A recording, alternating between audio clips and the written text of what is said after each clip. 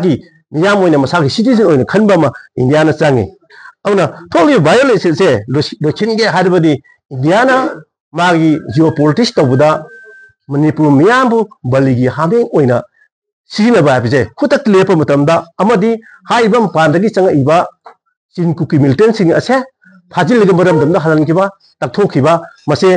state लेंगांना तकथोकलबनिना मखोइसि तकथोफम थोकपुनी मदुगी मतमदुदा हाइबा इरांगसे लोइसनबा ngambani अखोई India की nganga की ओइबा वहाई वता सिनबा होम मिनिस्टर ममांगदा थोइबा थौदो असि इलीगल इमिग्रेशन ने थोन गिबने हारे हौजिना खोई कम्युनिटी अनि गिबक थोन बनि हारे असिगुंबा मानदबा नेरेटिव मैम छागलगा अखोई मियाम ngahon bagi अखोई मियाम ओन एबेगी थबकसे मदे खुदक लेपु नत्रकरी मसी मरिक पिदिगी मयावबि ओल आबनी औना मणिपुर दा